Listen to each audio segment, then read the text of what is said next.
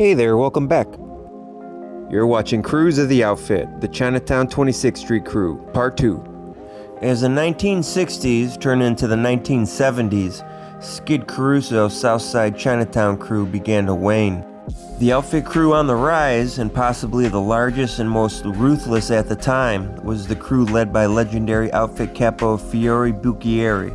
They're the only crew that was actually expanding and audaciously infiltrating the territory of other outfit crews. We know this because Milwaukee Phil Aldericio had conflicts with the former Bucchieri crew, which featured his top underlings Turk Torello, Joe Ferriola, and Angelo LaPetria regarding interests around the South Side. Sources detail a sit-down between the Bucchieri crew and the Battaglia crew, in which Teets Battaglia's number 2, Aldericio, loses his cool and threatens Joe Ferriola, saying that he's going to rip his head off.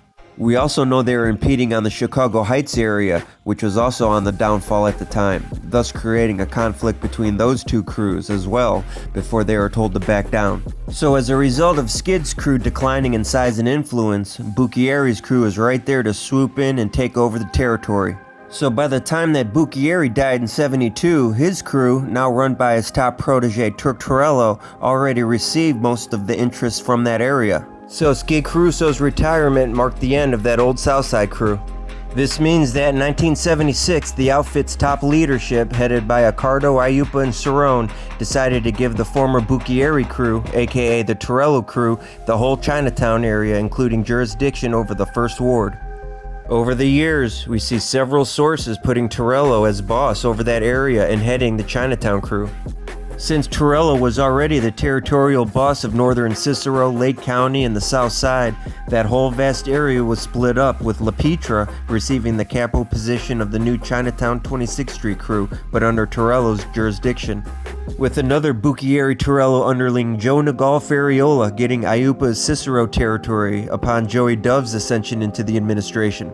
In fact, the close connection between Ferriola's Cicero crew and the newly formed LaPetria's Chinatown group always existed, mainly because a lot of their guys were originally from the same former Bucchieri Torello crew, which was a faction of the old Taylor Street crew. So Torello and LaPetria represented the new Southside faction, and being closely aligned with Ferriola's crew made them one of the outfit's most powerful groups, with Torello providing the oversight over Ferriola and LaPetria. James Turk Torello was an outfit powerhouse who was fast-tracked to leadership after his mentor Bucchieri passed away due to his outstanding blend of over-the-top violence and ability to earn and run rackets. Torello knew his calling and was a legit enforcer at a young age. Taking his first pinch at 15 years old, this budding mobster would be a hardened criminal with a mile-long rap sheet by the time he was old enough to drink. He would stand out in the Chicago underworld and cultivate himself a fearsome reputation due to the level of extreme violence and sadistic torture he would inflict onto his victims. Torello would hone his criminal talents under the tutelage of outfit legend Fifi Bucchieri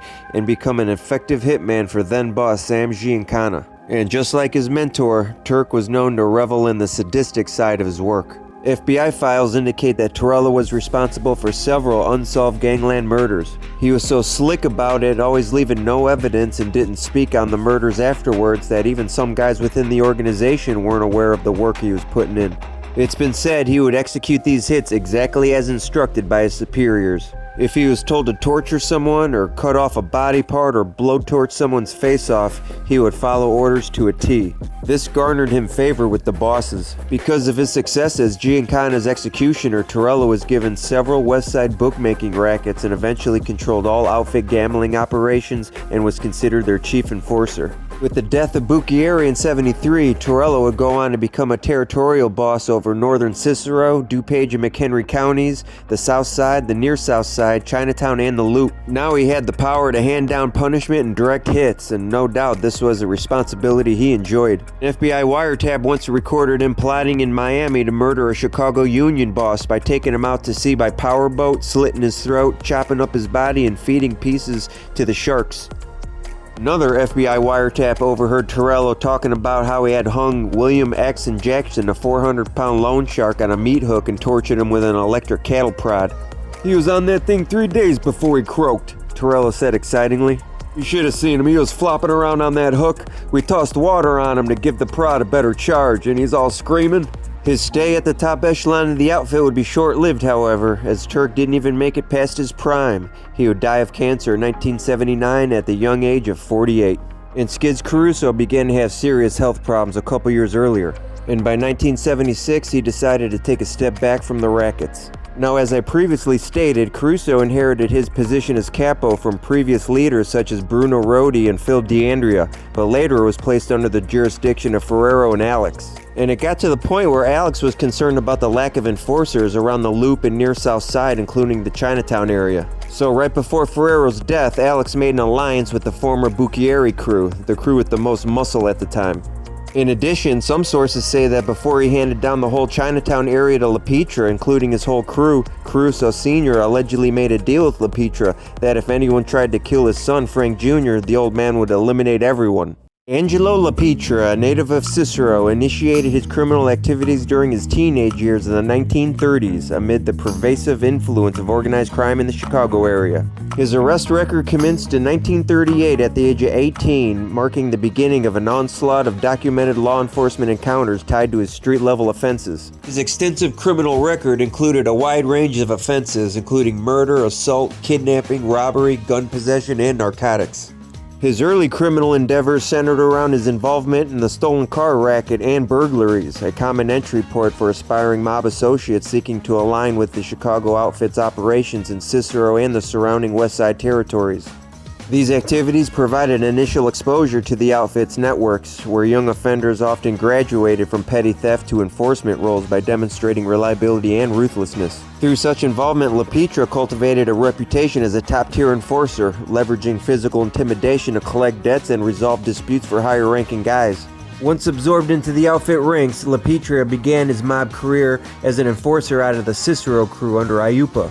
He would eventually transfer into the crew of Fifi Bucchieri, who would mentor Angelo, making him an absolute savage. Keeping a low profile with a quiet demeanor, Angelo let his actions do the talking. He was involved in countless beatings and multiple torture sessions and murders. His notoriety was later solidified through his nickname The Hook, derived from his reputed method of suspending victims on meat hooks during torture interrogations, a tactic that helped reinforce crew loyalty and deterred rivals. Although some sources claim the moniker refers to his elite-level extortion tactics. If you're not careful, you'll find yourself on the hook with Angelo with a lifelong debt that never seemed to go away. He also led a large and highly effective burglary crew in the 70s, but eventually he and 9 others would get pinched, with the detectives thinking they could get at least one of these guys to talk. Nah, these guys were fiercely loyal to Angelo and everyone kept their mouths shut. They took it to trial and were all acquitted. LaPetra eventually assumed leadership of the outfit's Chinatown 26th Street crew by the mid-1970s, succeeding the earlier Rodi Caruso group that traced their roots back to the Al Capone era. Standing just 5'5" with thick glasses and heavy-lidded eyes, LaPetra was beloved in his neighborhood. He invested in community projects and held a block party every summer. As a capo regime, LaPetra directed the crew's activities from the old neighborhood Italian-American Social Club, which served as the crew's headquarters for coordinating rackets in Chinatown, the Loop, and the surrounding areas. The club became the epicenter for the crew at its former location at 26th Street and Princeton Avenue.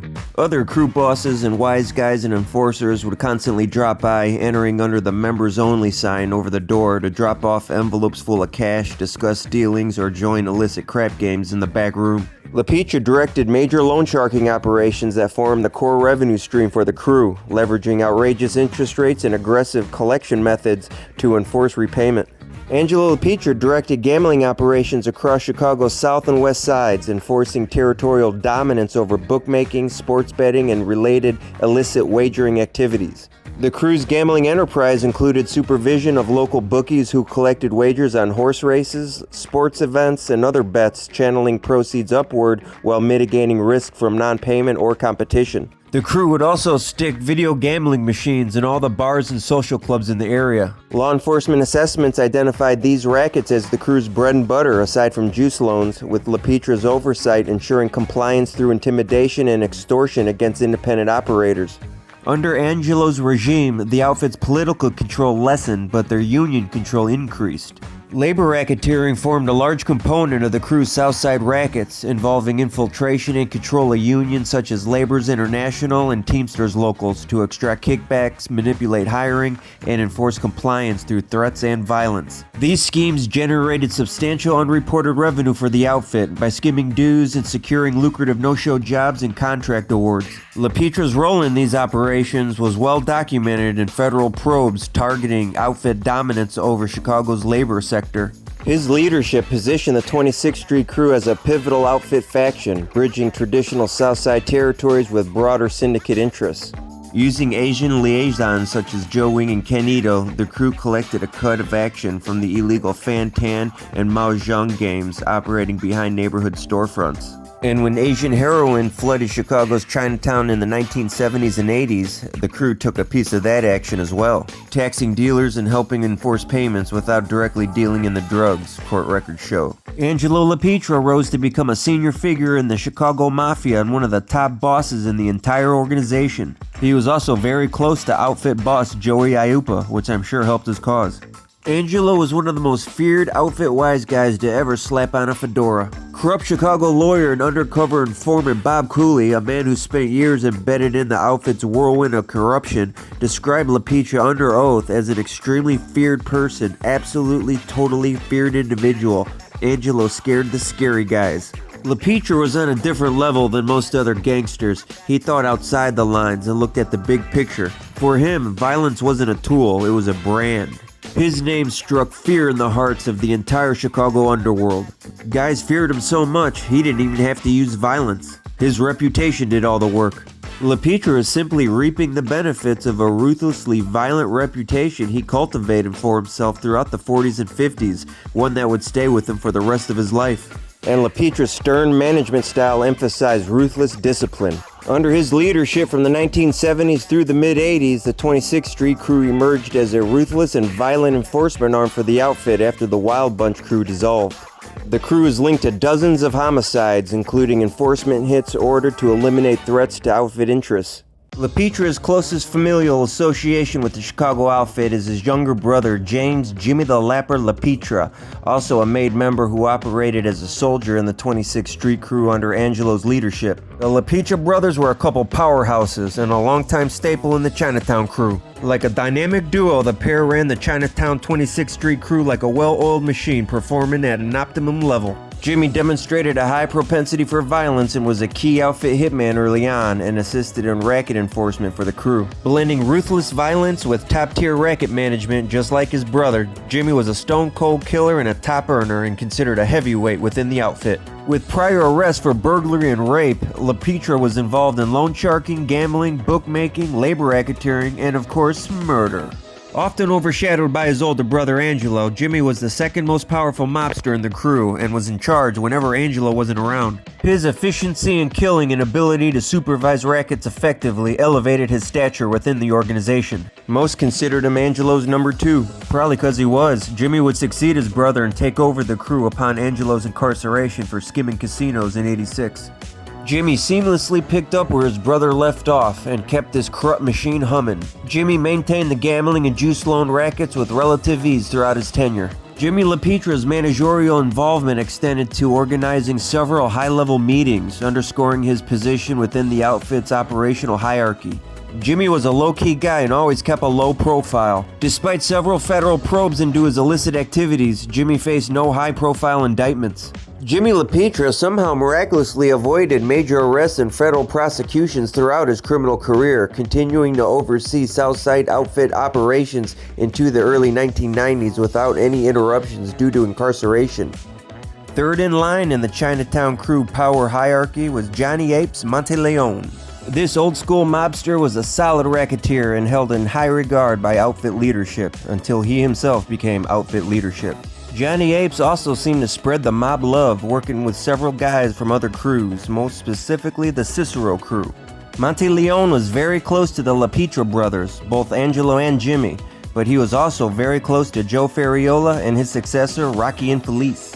Johnny Ape seemed to have his hand in everything. He ran a large juice loan operation, had several gambling operations going, a sports bookmaking operation. He ran a few houses of prostitution posing as strip clubs or a nightclub lounge, in addition to shaking down any independent criminal operating in his jurisdiction. He was also well liked by his cohorts and underlings. It was obvious the future was bright for this one. When the Hook got hauled off to prison and his brother Jimmy became the new capo, Johnny Apes was his second in command. I'm sure he thought he'd have to wait till Jimmy croaked before he'd become a crew boss. If he did think that, he'd be pleasantly surprised when that wasn't the case. The Cicero crew was decimated in the early 90s. Joe Nagal Ferriola would die in '89, and then the crew would get gutted by the feds a few years later, when his successor and crew boss Rocky Infelice and his good ship Lollipop crew would all get locked up. Guys like Louis Tomatoes, Sally D, Bobby Bellavia, and Bobby Salerno were all hauled off to go serve prison sentences, leaving the historic crew with little to no leadership. Outfit bosses made the wise decision to put Monte Leon in that spot. He was already familiar with the crew and a lot of their rackets. He lived in Cicero and was definitely qualified and ready to take on that type of role. He became the capo of the Cicero crew, maintaining their rackets and running things over there. John already knew a lot of those Cicero guys, so he seamlessly took the reins of the crew. Johnny Apes had a prior relationship with a lot of those guys, but his favorite was Jerry Scarpelli.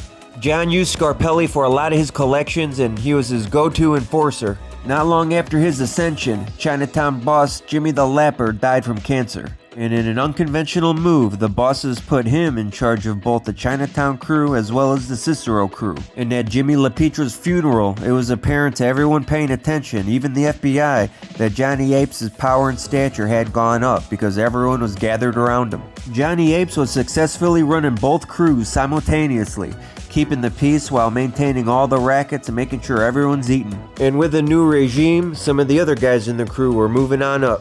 Jimmy Poker DeForte began taking on more responsibility when Jimmy LaPietra's health problems began. His stature definitely rose as Monte Leon made him his top lieutenant, and Apes kept him busy. Jimmy would show up at Chicago area horse tracks to dole out juice loans and oversee card games at various mob-connected spots. Then the outfit took another hit when bosses Sam Carlisi and John DeFranzo both went to prison in '93. Monte Leon was one of the only old-timers left on the street that was trusted and had enough clout to assume control, and he became acting boss until DeFranzo was released from serving his little bid. Interestingly, Johnny Apes was also responsible for expanding the outfit's operations into Milwaukee, as the Balistreri family was on the decline in the 90s. Monte Leon had the respect of all the crews and was said to be a great leader. Throughout his short tenure, the outfit had relative peace and prosperity. There's no doubt Angelo had quite the squad. The Chinatown crew was stacked with killers and earners. Angelo also sponsored key subordinates into the outfit, including major independent loan shark Frank Calabrese Sr. Frank had a massive juice loan operation in the area since the early 1960s before aligning with LaPietra. Once Angelo was made aware of this and met Frank, he brought the Calabrese brothers, Frankie Breeze and Nicky Slim, into the fold of the outfit. Frank Calabrese Sr. grew up on Chicago's west side. He dropped out of school in the 4th grade and sold newspapers on Grand Avenue to help out because his family was dirt poor. So poor, in fact, Frank once admitted that his family would eat oatmeal for dinner. Hey. Calabrese would then enlist in the U.S. Army, however he went AWOL just 5 days after completing boot camp. Frank didn't care for authority, and once he got out of that controlled environment, it was full steam ahead into criminality. Calabrese's arrest record kicked off in 1954 when he served 2 years in prison for auto theft. He'd find his groove in the early 1960s when he started handing out juice loans. He had a knack for numbers and didn't mind handing out beatings, so his business thrived. Frank and his brother Nick would get recruited into the outfit ranks by Angelo and Jimmy LaPietra and quickly became top extortionists in the crew. Once backed by LaPietra and under the outfit banner, Frank Calabrese Sr.'s juice loan business expanded to a colossal operation. He managed extending loans to hundreds of borrowers across Chicago's criminal and legitimate circles at exorbitant interest rates, with his brother Nick serving as his key enforcer for him and other crew loan sharks. And it didn't take long before Frank was one of Angelo's top earners. Frankie Breeze would also become a top outfit killer, but he didn't put down as many bodies as his kid brother, Nicky Slim Calabrese. Nick Calabrese had a very different experience in his legitimate life than Frank did. Nick also worked to sell newspapers with his brothers, but he graduated high school. And not only did Nick finish boot camp like Frank, but he'd go on to serve in Vietnam in the U.S. Navy from 65 to 67, working as a radioman and having top secret clearance in the USS Bainbridge. And even though Nick Calabrese was a full-time outfit gangster and hitman with 14 hits under his belt, he impressively held decent jobs throughout his criminal career. He worked as an iron worker on the John Hancock Building construction project, as a teamster working for the trade show contractor United Exposition at the Chicago McCormick Place, and as a Cook County security officer at the courthouse in Mayfield, Illinois from 77 to 89. His most important stretch is from 78 to 92, when Nick helped his brother Frank run his lucrative loan sharking racket, serving as his brother's top assistant and also serving as an efficient and reliable hitman for the outfit bosses. Frank and Nick Calabrese were both inducted as made members of the Chicago outfit during an induction ceremony conducted by Joey Iupa at a restaurant on Roosevelt Road, October 9, 1983. Nick Calabrese actually went into detail on his and his brother's ceremony during the family secrets trial. 2 days prior to getting made, the brothers were called and told to go to Angela's home in Bridgeport. They were sitting in his basement at a table when the hook told them that he recommended them both for membership and that it was theirs if they wanted it. Yes, was their immediate reply, although Nick did wonder what would have happened there in the basement if they said no. The prerequisites were only those who had committed one or more murders for the outfit were invited in. You had to be full-blooded Italian, it was a lifelong commitment, and you were expected to carry yourself a certain way. On Sunday, October 9, 1983, brothers Nick and Frank Calabrese were driven by Jimmy LaPietra in a car with dealer plates that was taken off a lot of an outfit-connected dealership to a closed restaurant on Roosevelt Road, west of Manheim Road in Cook County. The entire day's events were planned with secrecy. If certain people in the know had witnessed LaPietra driving a car, suspicions would have been aroused.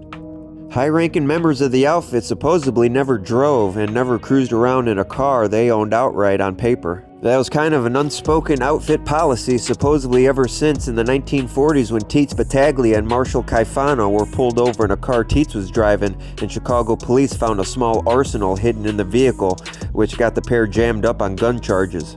Anyway, they parked in the restaurant's lot and they got out and headed toward the restaurant. Frank Sr. and Nick walked into the kitchen, and waiting there for them was Jimmy Marcello, Tony Zizzo, Rocky Infelice, Pudge Matassa, Albert Tocco, and others, including representatives from several outfit crews. Then Al the Pizza Man Tornabini, a member of the outfit Chicago Heights crew, escorted each initiate into the dining room one at a time. Each guy would be made separately and alone. While Al left the kitchen with each initiate, the rest waited. Eventually, Nick Calabrese was brought into the dining room and made to stand before a table where Joey Doves Iupa, boss of the outfit, sat, and capos from various crews sat at the table with him. Among those in attendance, Dominic Toots Palermo of the Chicago Heights crew, who had driven Tocco that day, Sam Wings Carlisi of the Melrose Park crew, who had brought Marcello and Zizzo, and Vince Solano of the Rush Street crew, who brought Matassa and Frank Del Monte. And John No-Nose DeFranzo, who arrived alone, was there to represent the Elmwood Park crew.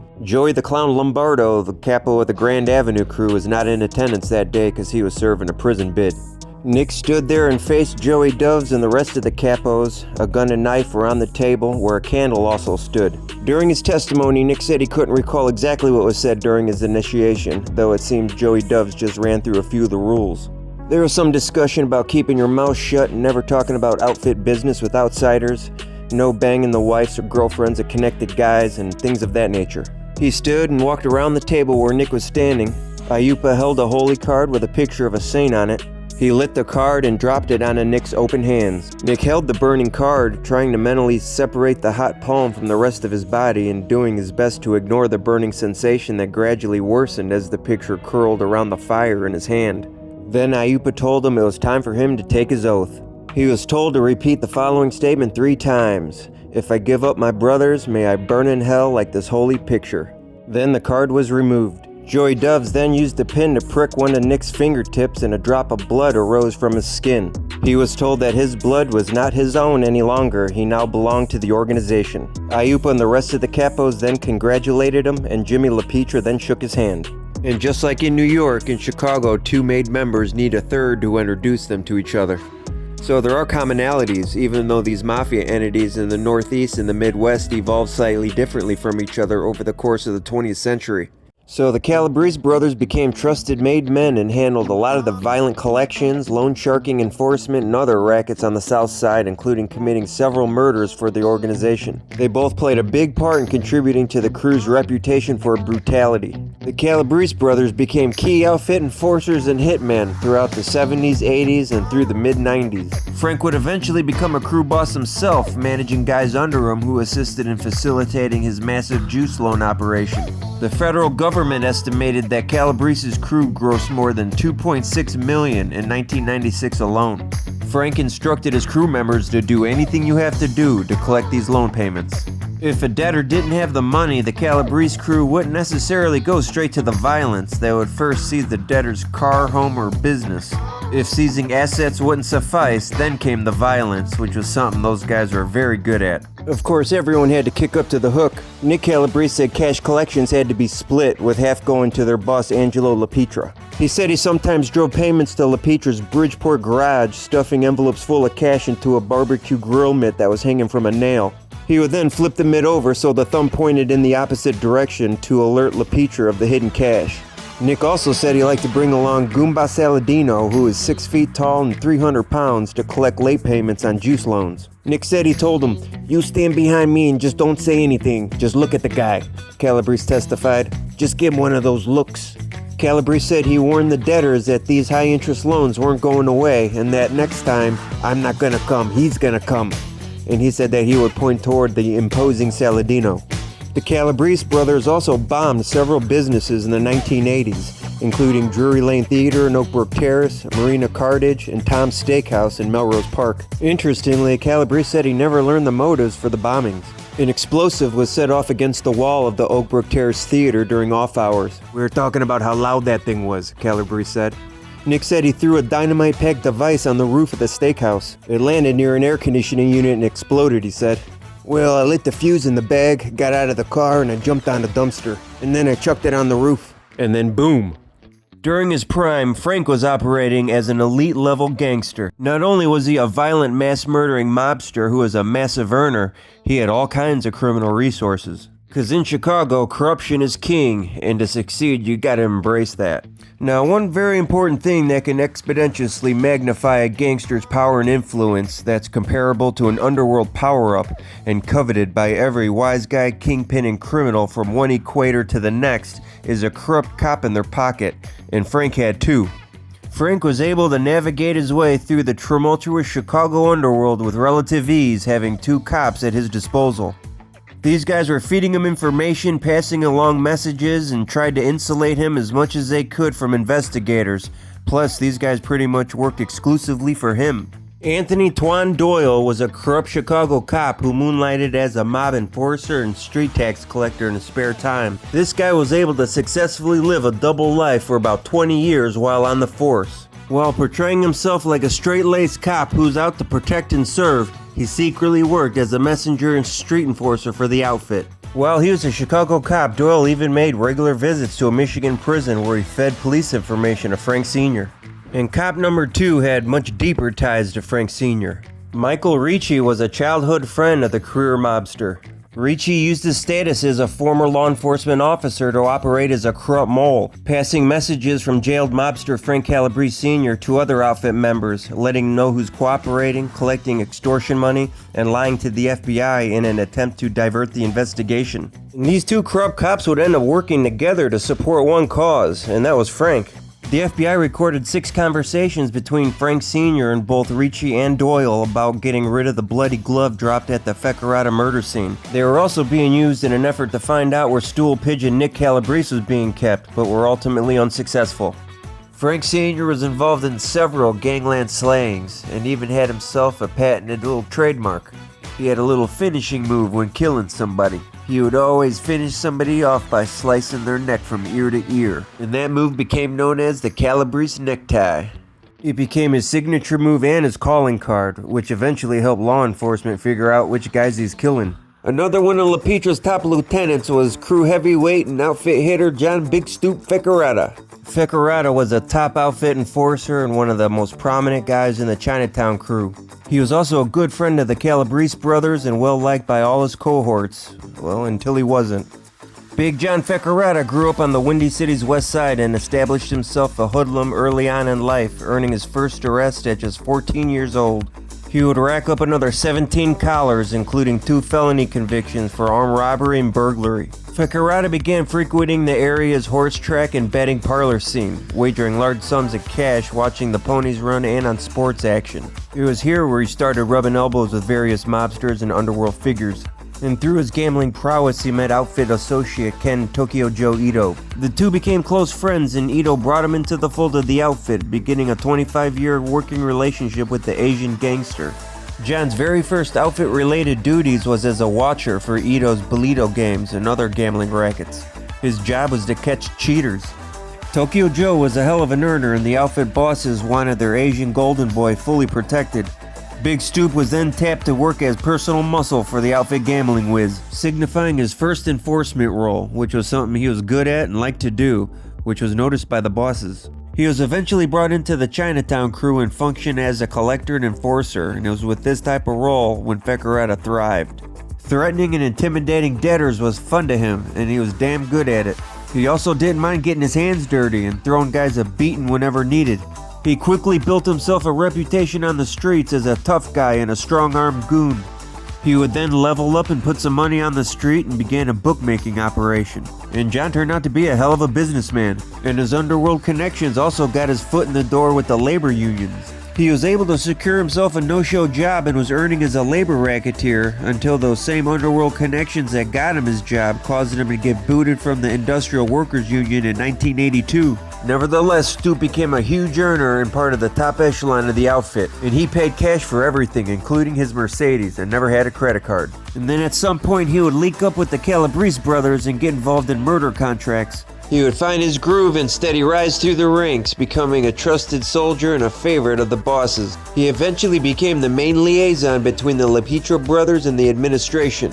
Fecarata was one of a few guys who was direct with Ayupa and Cerrone. Over time, Big Stoop got really good at collecting money, and he didn't have a one-track mind like a lot of the other guys. If a debtor couldn't pay, he didn't just go straight to the violence. He'd think of creative ways to facilitate payment or acquire assets from the debtor. Then Angelo began sending Fecarata on the tougher collections, the ones other guys didn't have too much success with. He got so good at extracting money from deadbeat juice loan customers, he began going on collections for other crews. Chicago Crime Commission charts from the 1980s not only listed Fecarata as a collector for Southside Capo Angelo LaPetra, but also for the Northside Capo Vincent Solano. But I'm sure his connection to the Rush Street crew is because of his friendship with Tokyo Joe. Fecarata eventually became an established outfit hitman, having been involved in the planning and carrying out of several gangland slayings. Authorities in both state and federal government considered Fecarata a suspect or person of interest in at least a half a dozen mob murders at the time of his own death in 1986. Another prominent Chinatown crew member who was tightly aligned with the Calabrese brothers was Ronnie Jarrett. Jarrett, described as a master thief, robber, fence, juice collector, and rapist, began his long-storied career in organized crime by first coordinating the efforts of several robbers and thieves operating within the crew. He would plan a lot of the heists and coordinate logistics. Jarrett's rap sheet kicked off in 1962, and he went on to be arrested close to 60 times and suffered over a dozen convictions for various crimes, including robbery, assaulting a federal officer, auto theft, weapons violations, and burglary. His first prison term came in 1965, and he subsequently served penitentiary time in the 70s and 80s. He was paroled in 1993 after serving a 12-year stretch for the robbery of a suburban Chicago jewelry store. Once he emerged as a key crew member, he became Angelo's driver and bodyguard, further elevating his stock within the crew. Jarrett would link up with the Calabrese brothers, assisting them in their juice loan business and other rackets and becoming a top crew enforcer. Ronnie also used his mother-in-law's garage as a sort of workshop for the crew. The garage was used to store weapons, prepare for hits, modify cars, and anything else the crew might need a garage for. A prominent case involving LaPetra and Calabrese brother shenanigans involved a real estate developer and banker named Victor Cacciatore, who testified in the 2007 Operation Family Secrets trial that LaPetra's crew extorted $2 million from him through orchestrated terror attacks in the years preceding the trial. When Cacciatore wouldn't come off the cash, Nick Calabrese and Ronnie Jarrett delivered demands accompanied by symbolic threats such as dead rats and mice hanging from nooses tied to Cacciatore's car antenna, a beheaded puppy placed on his vehicle's hood, and a shotgun blast shattering his car window. Cacciatore, terrified for his and his family's life, went looking for help, and who did he go see? Angelo LaPetra, the man behind the whole thing. LaPetra now plays the part of a mediator or protector. Cacciatore asked LaPetra, please help make those threats stop. See what you can do. And LaPetra played the part perfectly. He acted like he'd look into it. He made Cacciatore wait a month, let the fear marinate. Then he held up 2 fingers. $2 million. That's what it'll cost to make the problem disappear. And Cacciatore paid. But he didn't know he was paying the same man who'd been torturing him this whole time. $2 million. Damn, talk about taking the guy's head off.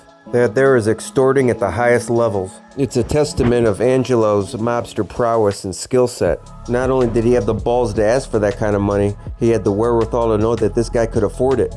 This episode underscores the crew's use of psychological and physical coercion to extract protection payments, and LaPetra's scheme to sick his guys on somebody and then swoop in as the good guy and save the day.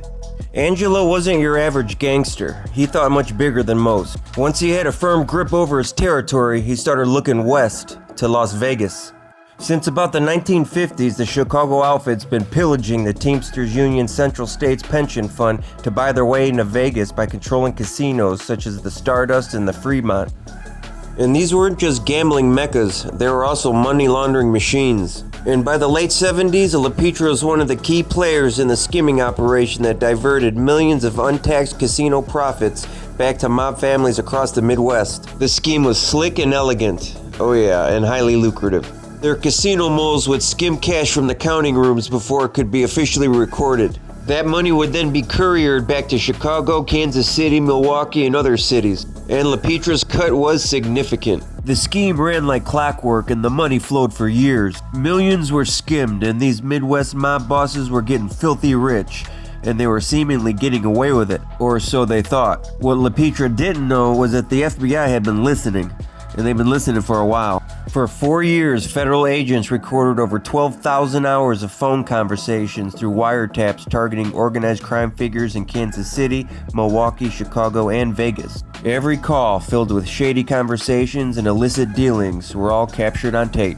Then, in the early 80s, the dominoes started falling. A 5-year federal investigation ended with LaPetra indicted alongside outfit boss Joey Dovzaiupa and his underboss Jackie the Lackey Cerrone and 15 other mobsters from 5 different cities. This was the biggest organized crime prosecution in decades. The trial dragged on for 2 years. When it finally ended, LaPetra was sentenced to 16 years in federal prison along with both Iupa and Cerrone.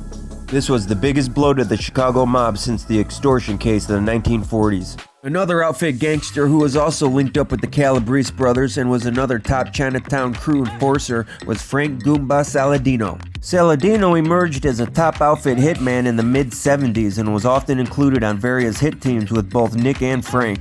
He was a good earner too. He was involved in loan sharking, gambling, and several other mob rackets and related businesses.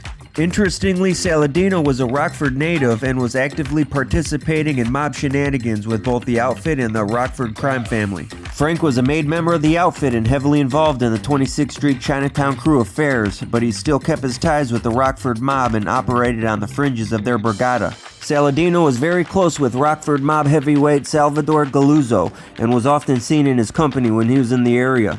Though Saladino was known as Goomba to his Chicago associates, in Rockford he was simply known as Fat Frank due to his 300-pound frame, though no one dare call him that to his face. Saladino was also involved in various land deals with Galuzzo and was part owner in Worldwide General Contracting along with Galuzzo and a few other Rockford wise guys. In April of 2005, when the federal government unleashed their indictments in the Family Secrets case, one of those all over the paperwork was Frank Saladino. And when the FBI agents came for Saladino in the hotel he was staying at in Hampshire, Illinois, they were surprised to find that he'd just passed away a few hours before of natural causes. Pretty crazy, ain't it? Well, it seems the man was overworked. Saladino had been collecting debts and working as an enforcer alternately for the Rockford mob and the outfit when he was found dead. It wouldn't take long before the Chinatown 26th Street crew established itself as the enforcement arm for the whole outfit. The crew's strong ties to outfit leaders and its violent reputation made it a top choice for mob bosses to carry out its killings. Violent tasks such as beatings, murders, torture, and disappearances oftentimes fell on the 26th Street crew. With the Wild Bunch crew dissolved, the outfit bosses needed a go-to crew to carry out its contract killings. And when they needed someone killed, they called people they trusted and guys who have already killed. And the Calabrese brothers, they were involved in a litany of murders. They were both well into the double digits by the time the Family Secrets trial rolled around, and that's just what the feds knew about. The oldest murder in the trial was actually one of Frank's. Michael Hambone Albergo was a Chicago outfit mob enforcer and loan shark who had been subpoenaed to testify in a juice loan case.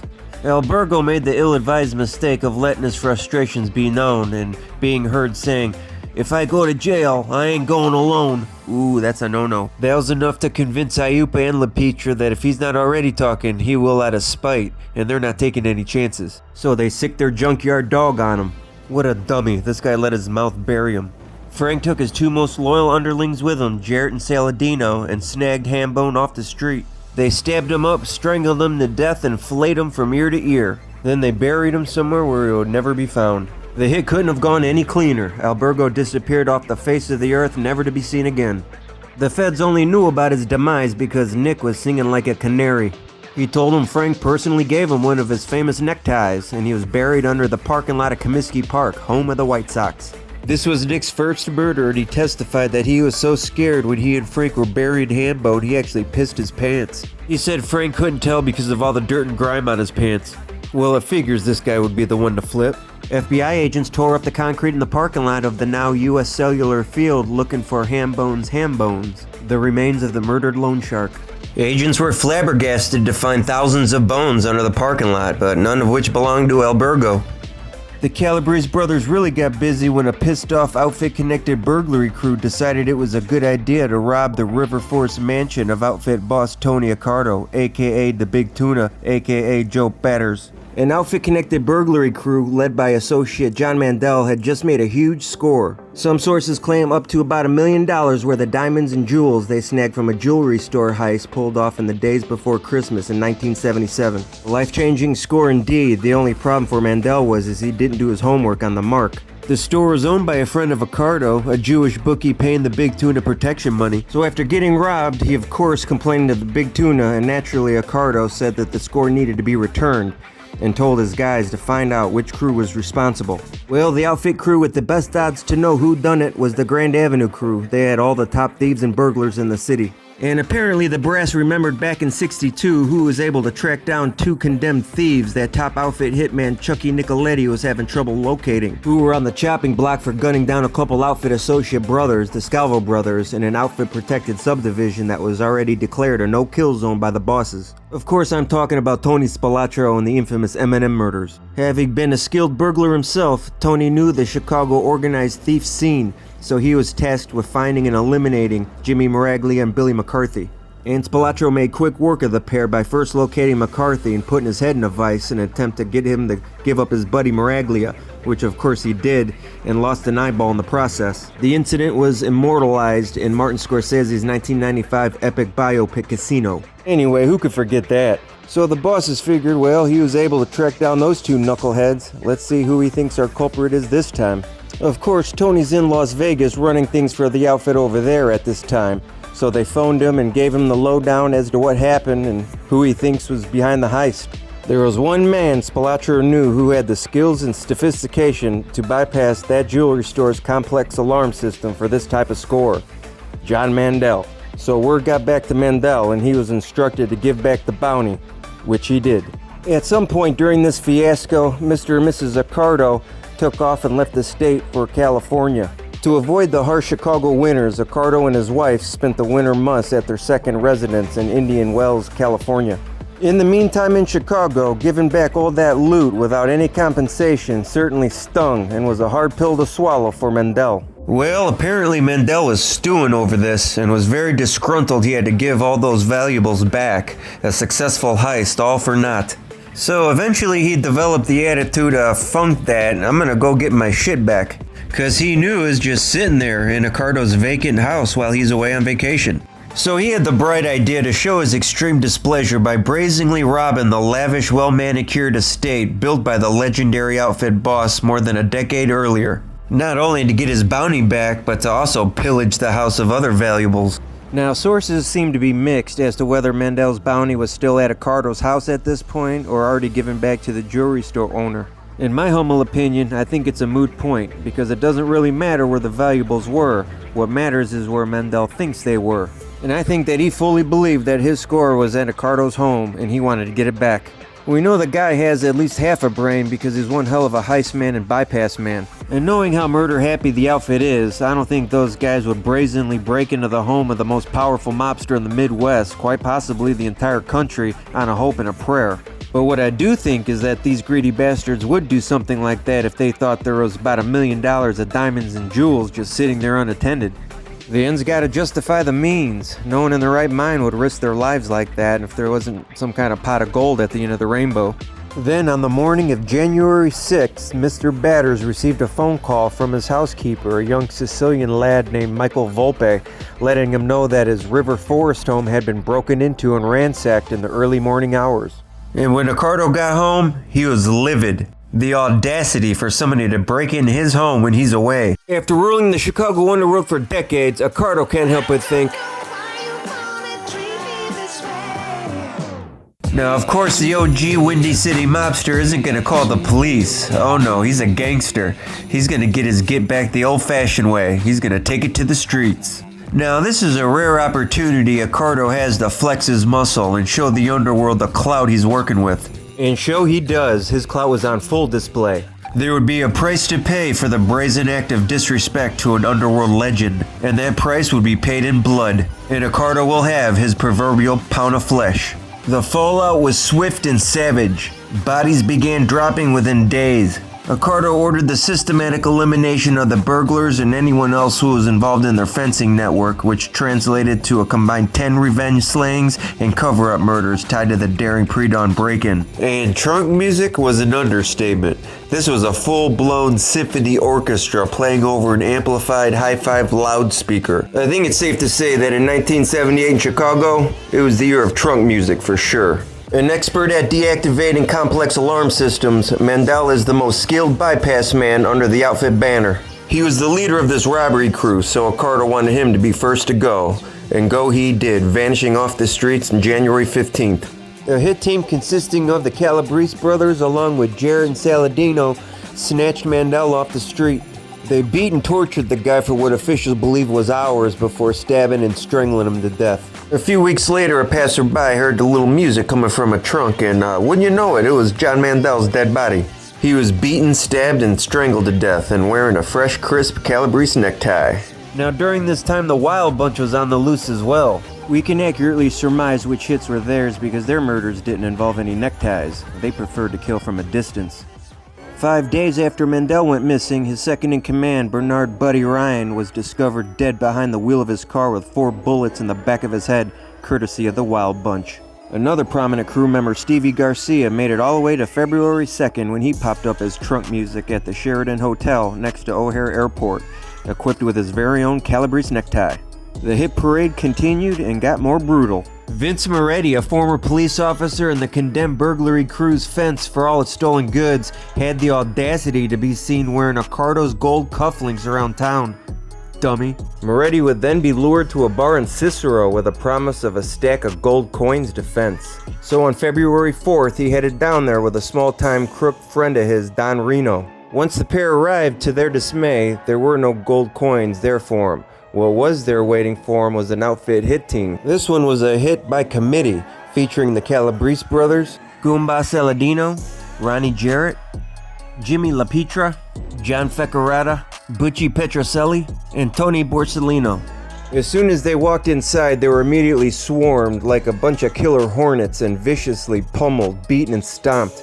And that Reno had nothing to do with Accardo's robbery. He simply happened to be in the wrong place at the wrong time. He unknowingly became part of one of the most infamous outfit hits of all time, a double homicide dubbed the Strangers in the Night Murders. I tell ya, these outfit gangsters are one of a kind. Turns out they wanted a soundtrack playing while they were bludgeoning the pair to death. So one of them thought it'd be appropriate to play the Johnny Mathis Frank Sinatra song Strangers in the Night and put that on the restaurant's jukebox to mask the sounds of the violence. And they wanted to put some music on because they were in for a long night. It was obvious they were going to make this guy pay for wearing Accardo's cufflinks like an idiot. They worked this guy over something fierce. Not only was Moretti castrated and disemboweled, his face was burned off with an acetylene torch.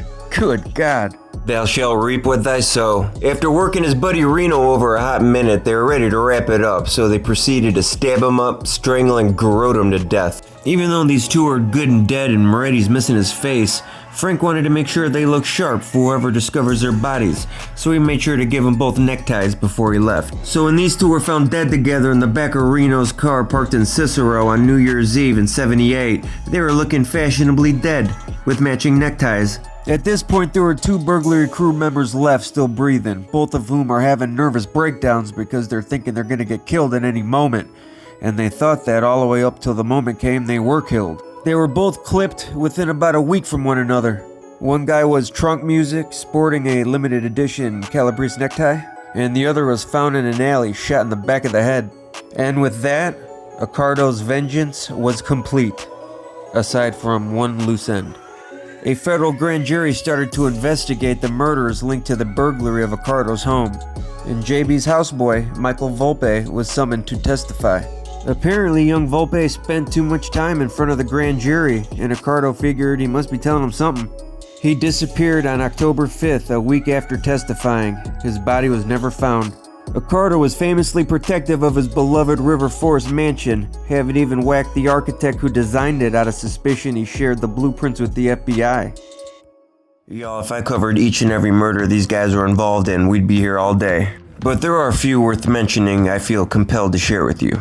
It's 4 instances involving 6 victims. On a nice sunny Chicago afternoon in June of '76, Nick Calabrese arrived at his brother's Elmwood Park home, and Frank told him, "Don't make any plans, we're gonna be busy. We've gotta put somebody in a hole." And that somebody was Paul Haggerty, another Chicago thief who robbed the wrong guy. Reminiscent of the Mendel situation, Haggerty burglarized a suburban jewelry store that was under outfit protection. And as we know, the outfit doesn't take too kindly to that sort of thing. For that, the sentence is death.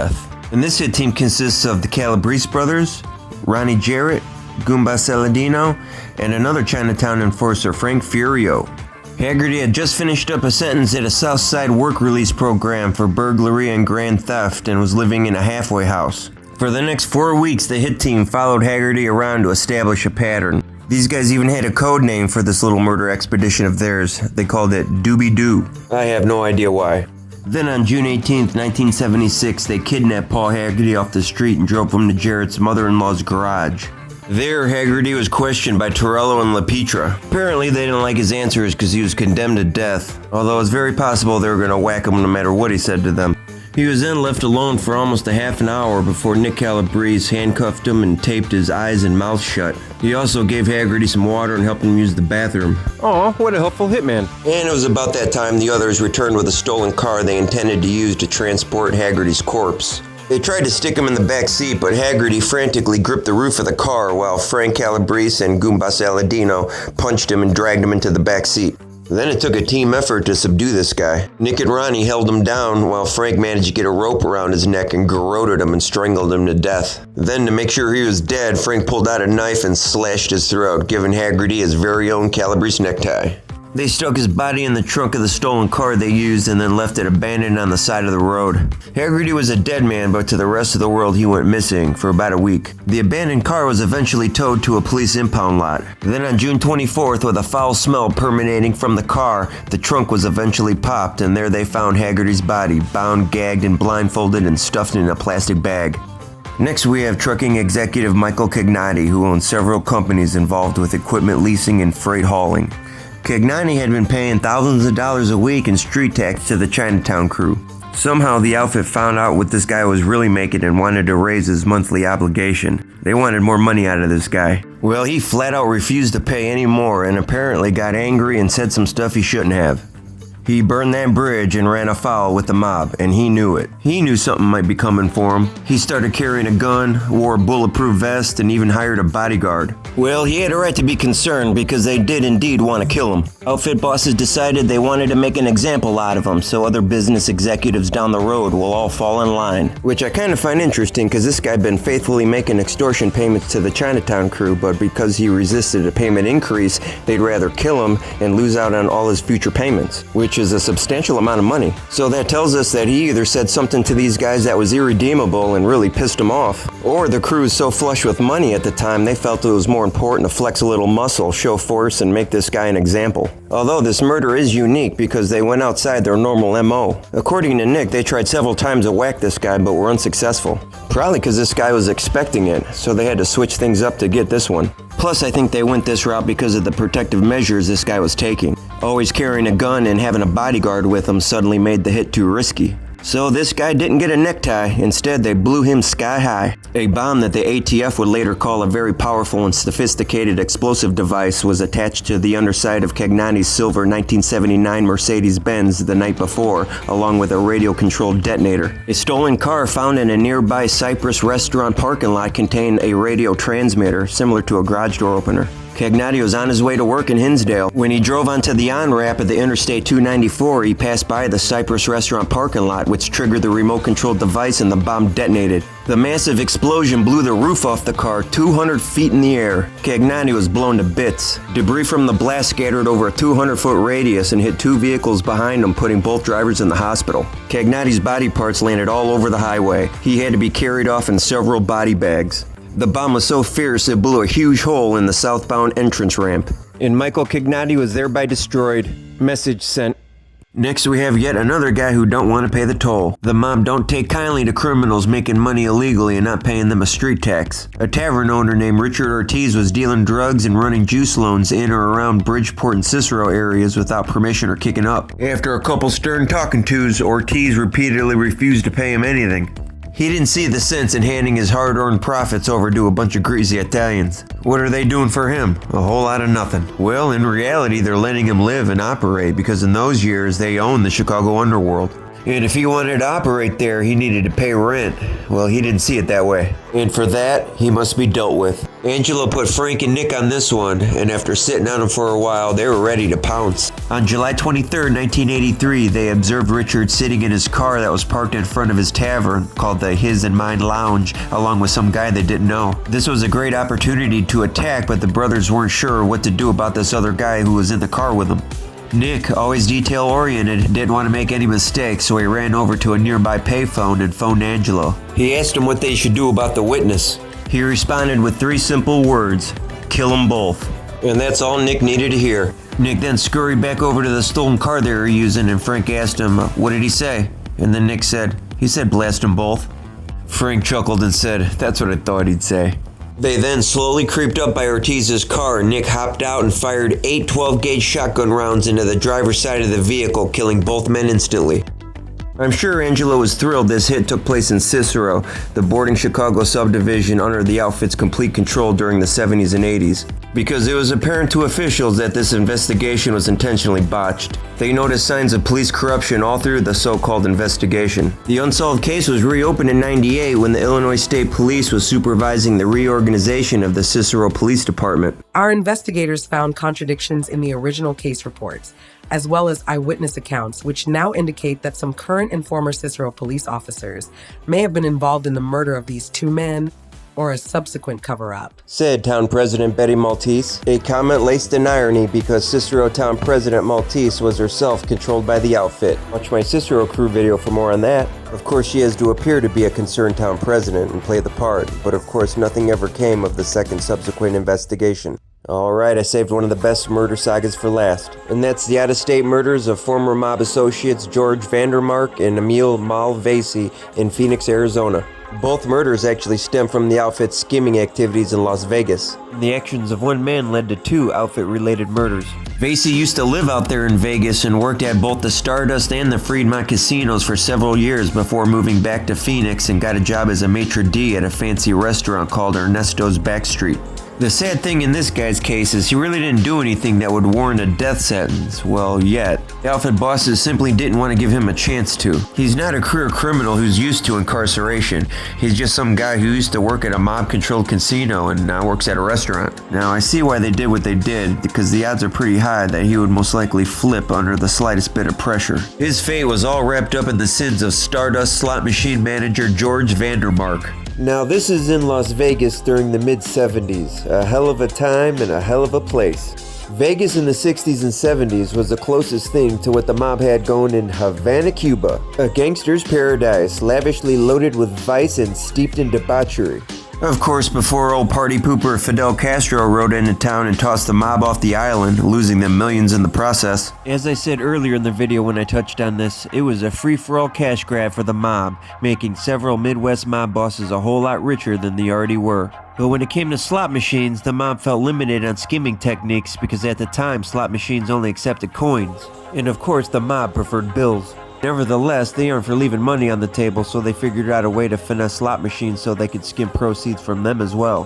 Back then, the casino counted each day's take by measuring the weight of the coins. So the outfit simply recalibrated the scales to count only 9 out of every $10 collected, which definitely adds up.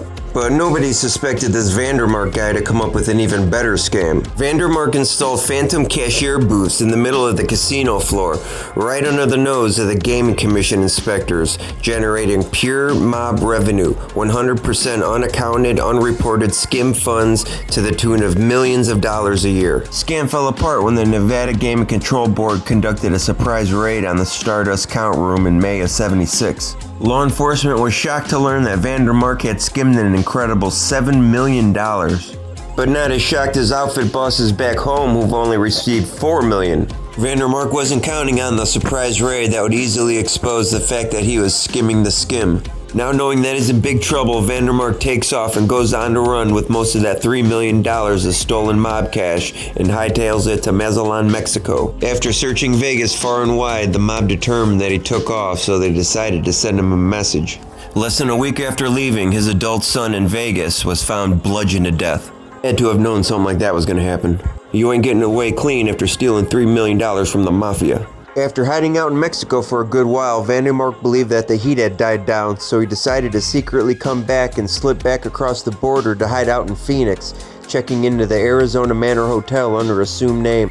Which brings us back to our original unfortunate mob victim, Vasey, who before serving as a maitre d' at Ernesto's Backstreet restaurant spent about 20 years at the old Arizona Manor Hotel. Besides his resort duties, Vasey organized vacation junkets to Las Vegas. Then one day while at the Arizona Manor Hotel, he recognized Vandermark. In an attempt to curry favor with the mob, he shared this information with his mob contacts. They were very appreciative. Under no circumstances do they wish to let somebody live who stole that much money from them. So not long after finding this out, outfit bosses dispatched 2 hitmen to pay Vandermark a visit. What crew do you think these 2 hitmen were out of? You guessed it, the outfit's enforcement arm, the Chinatown 26th Street crew. It wasn't the Calabrese brothers though, if that's what you're thinking. 2 outfit hitters checked into the Arizona Manor Hotel under assumed names, but we know them as Jimmy LaPietra and John Faccarata. They managed to get to him and kill him on the premises, and the body was taken out in a wheelchair and driven to the desert and buried in a pre-dug hole. 10 years later, investigators digging into the Vandermark disappearance had honed in on the Arizona Manor as the last place he was seen alive and called in Vasey for questioning. Vasey stood tall and categorically denied any knowledge of Vandermark's whereabouts, but his co-conspirators back in Chicago weren't taking any chances. He's the only guy that could link them to the murder, and with this new investigation, they figure it's just a matter of time before he spills the beans. So because Vasey told the mob about Vandermark's whereabouts, which led to Vandermark's untimely demise, that triggered an investigation a decade later, which subsequently led to Vasey's murder, despite his keeping his mouth shut. Shit, he would have been better off not telling the mob about Vandermark at all in the first place. Outfit bosses immediately dispatched a 7-man hit team, 4 of whom are Chinatown guys. This hit team consists of Nicky Slim, Big Stoop, Poker DeForte, prolific outfit hitman out of the Grand Avenue crew, Frank the German Schweiz, and 2 outfit sleepers. Also involved in this hit were out-of-state mob operatives Paulie the Indian Shiro and Joey Hansen. And the seventh guy is John Rada, whom I don't have a picture for. Their crew cased the victim for weeks, nearly shooting him at his wife's dress shop before deciding to kill him after his dinner shift at Ernesto's restaurant. They parked a windowless cargo van behind the restaurant, then draped a blue plastic tarp on the floor of the empty cargo area. The plan was simple. Nick was going to snatch him as he walks by and then kill him in the van and then go bury him in a pre-dug hole they have waiting for him in the desert.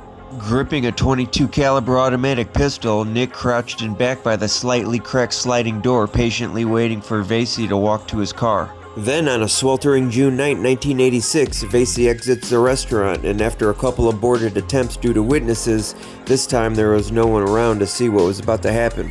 Calabrese quickly whipped the van door open and yanked the maitre d' inside. Panicked, Vasey pulled out his wallet and tried to hand it over. That is, until he noticed the blue tarp. It was at that moment he realized what was happening. "Oh hey, I promise I'm not gonna say anything," Vasey blurted out, and Nick, being a man about his business, didn't feel the need to say anything. In response, he simply raised his gun and shot him in the head 4 times. They decided to skip the long drive to the pre-dug hole in the desert and instead heaved the dead man's body into a dry irrigation canal where a couple hikers would discover him still wrapped in the blue tarp around 5:30 the next morning. By then, Calabrese and the rest of his accomplices had driven through the night, stopping only once so Nick could use the payphone to report back to his bosses in Chicago. With a line laced with code, he said, I haven't been feeling too well, but last night I had some soup." Apparently the key word there was soup, and that meant mission accomplished. The mob enforcer is a necessary and important cog in the mafia machine. In the criminal underworld, the level of fear one garners directly depends on the quality of their enforcers. Violence, or the threat of, is the everyday commodity that lubricates the machine so it can run at an optimum level. Violence and killing is their job, and they better be good at it. It's their job to turn the boss's threats into reality, to transform their words into action. They're the bite on the other end of the bark. People need to know that if they don't pay up or do what they're told, there could be a death-dealing wise guy around any corner to hand down whatever violent sentence was imposed by the boss. It seems everything revolves around enforcers. There would be no extortion without good enforcers. Nobody would pay their bookie or pay the weekly vig if there was no threat of repercussion. The element of fear is a vital and necessary ingredient for a mafia family to exist and thrive in the criminal underworld. The fear of violence is what keeps everybody in line, and it keeps those envelopes coming. The Chinatown 26th Street Crew enforcers. You should already be well acquainted with a few of these guys. Leading Angelo's stable of killers is the Calabrese brothers, Frankie Breeze, and Nicky Slim. Then Big Stoop John Fecarata, and of course Ronnie Jarrett. The big guy Goomba Saladino. The little fireball of terror Frank Furio. Frank Santucci. Terry Scalise. The infamous Wayne Bach. I covered Bach in my Cicero video, but he transferred to the Chinatown crew and was an enforcer for them as well. Dominic Barbaro. John the Bug Varelli. James LaValle. Nicky Spoons Ferriola, son of the great Joe Nagal Ferriola. And we can't forget our little buddy, Jimmy Poker DeForte. Once DeForte rose to the upper crust of the crew when Johnny Apes came to power, he stayed there. He proved himself to be loyal and reliable. Monty Leone had him supervising a large portion of the crew's Southside loan sharking activities. It would be during his juice loan duties that Jimmy would end up getting himself into hot water. DeForte was trying to collect payments from William Bill the Pallet Man Benham, the owner of B&S Pallet Company, who took out a $100,000 juice loan and apparently decided he didn't want to pay it back. Jimmy was kind of caught off guard when he stopped by Benham's office to collect his payment, and the guy says he doesn't want to pay anymore. Like it's that easy. Naturally, things between the two got a little heated, and then Bill said something that cemented its fate. He angrily told DeForte that if he didn't back off, he'll tell authorities about his mob ties and the illegal activities he's been doing. Yikes. Didn't his mom ever teach him nobody likes a tattletale? That's quite possibly the fastest way to get yourself put in a pre-dug hole. Little Jimmy made sure to tell Jimmy LaPetra and Johnny Apes what happened. Telling mob guys you're gonna rat at them will immediately put you on the fast track to getting whacked. LaPetra and Johnny Apes apparently had the same train of thought because they gave DeForte the green light to kill Bill the Pallet Man. Then, a few days later, Jimmy paid Benham a visit at his suburban office. He simply walked in and asked him if he's got the money. As soon as he said no, DeForte pulled his gun and shot him in the head and walked right on out of the office. I'd have to say, one huge downfall of being a mob enforcer is when the boss has to discipline one of their own. They get that call too. I can't imagine what it must be like to have to kill guys you know well, some who you're real good friends with. You know each other's wife and kids. And now you're forced to exploit that friendship and use it to lure them someplace so you can shoot them in the head. I imagine that could hinder one's ability to form healthy relationships. These guys have to have zero empathy and a cold, callous heart. I'm sure the job will turn you into a sociopath if you're not one already. When these guys enter the ranks of the mafia, they've chosen to participate in an alternate way of life, to carry themselves a certain way, to conform and abide by a specific lifestyle, and most of all, they're subjecting themselves to a stringent set of rules they must live by, put forth by their mafiosi forefathers. If someone were to violate one of these rules, in some rare cases a guy could get fined, have rackets taken away, get stripped of certain luxuries, or even get shelved. But the vast majority of the time, they aren't so lucky. The vast majority of the time, the punishment for breaking rules in the mob is sudden death. And you just never know if that door you walk through is going to be your last, and it's usually your best friend carrying out the death sentence. And sometimes even arousing a little suspicion can lead to a death sentence, because we all know the mob is not a democracy. And the hammer at the other end of these threats, the outfit's executioner, oftentimes was the Chinatown 26th Street crew. Through the years, several of the outfit's biggest and baddest have ran afoul with the bosses. And there were really only a handful of guys through the years that were able to hand out these death sentences, and these guys weren't shy. To maintain running a thriving criminal organization, and not just any criminal organization, we're talking about a multi-billion-dollar one that has the reach and influence that extends from one ocean to the other, one must maintain a ruthlessly strict adherence to the code that has kept the organization atop of the underworld food chain for about a century. Of course, when you generate all that illicit revenue, it must be protected. With an organization that massive, with so much at stake, they gotta run the tight ship, and discipline must be quick and decisive. And what you've done yesterday has no bearing in a sentence handed down if your favor happens to run dry with the ones that hold your fate in the palm of their hand. I've said it before, out of the plethora of mafia families in this great nation of ours, there hasn't been another juggernaut with the power and influence quite like the Chicago outfit.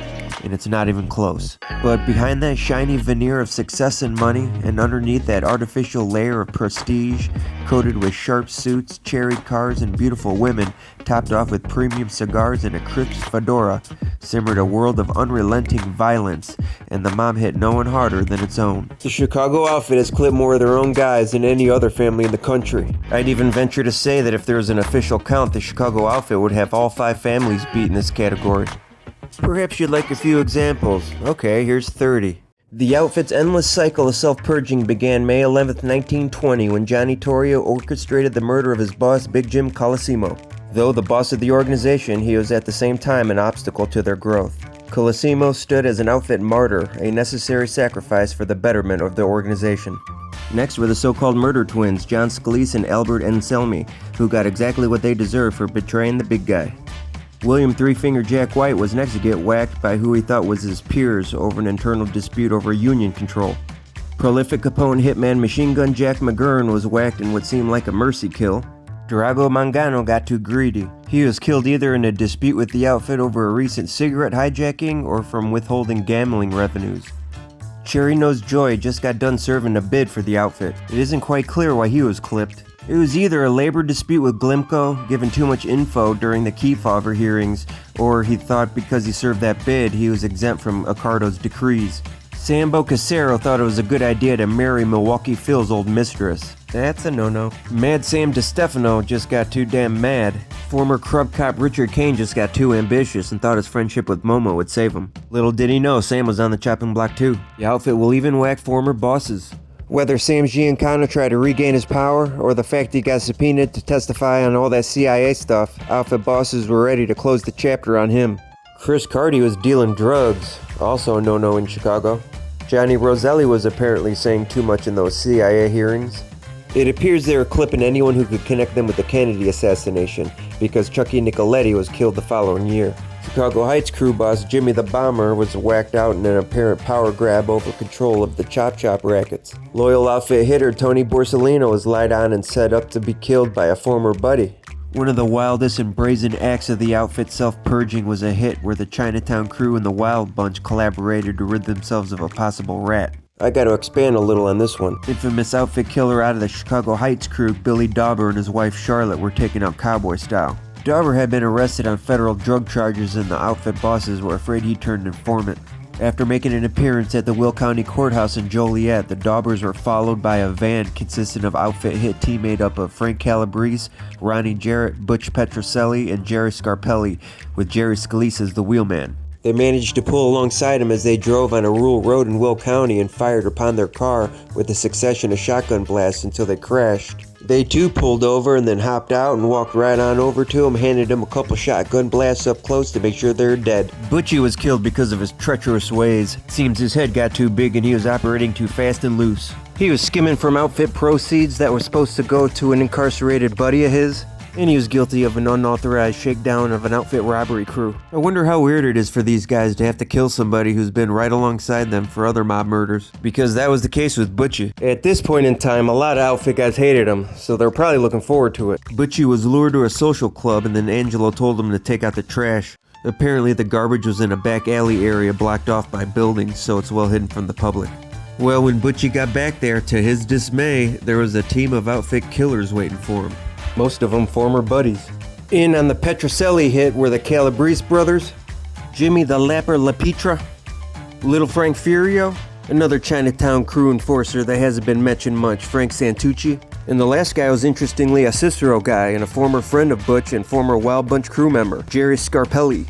Scarpelli was probably allowed in on this hit because at the time he harbored quite a bit of disdain for Butch. It was Jerry Scarpelli's robbery crew who Butch got in trouble for shaking down and using Fariola's name.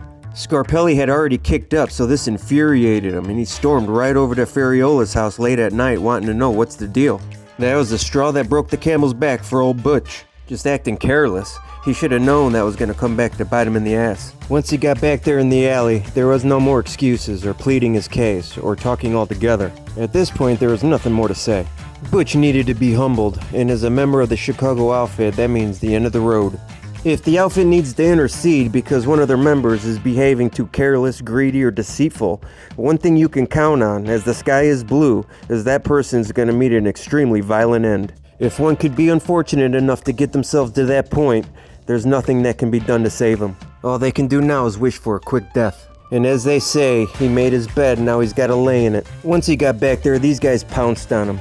A couple of guys held him down, while a couple others stabbed him up. Then Frank Calabrese stepped up to the plate, making Petrocelli one of a kind, as a rare outfit-made guy who got himself an official Calabrese necktie. His hands and feet were bound with rope and masking tape put over his mouth, and his body was wrapped in a sleeping bag and tossed on the floor of the back seat of his car and parked on the side of the road on the city's southwest side, where it sat unnoticed for over 2 months. When officials finally discovered his body, his face was burned beyond recognition. Several sources reported that his face was completely burnt off with a torch, because that's what they assumed happened, when that's not what happened. Dum-dum Nick Calabrese attempted to torch the car and lit the interior on fire, but forgot to crack a window so the fire could breathe.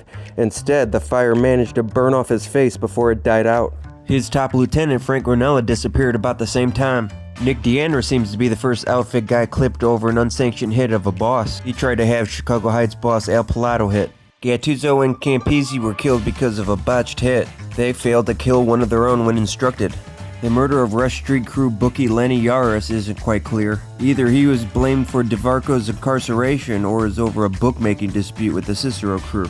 Chucky English was a Giancana guy who lost a lot of his power and influence when Sam was out of the picture and was trying to get some of it back and was caught badmouthing the new guys in power, specifically the Ferriola camp, so he was purged. We all know why the Spilotro brothers were killed. It was obvious to outfit bosses that Tony had to go, and they knew you kill one Spilotro brother, you gotta kill the other. The 26th Street crew had to clip one of their own in '86, more on that later. And then again a few years later, Ronnie Jarrett was killed over an apparent grudge with Johnny Yates. Tony the Hatch was an uncontrollable, power-hungry loose cannon who had to be put down. And finally, Melrose Park boss Tony Zizzo was whacked over a power struggle with large guy Mike Sarno.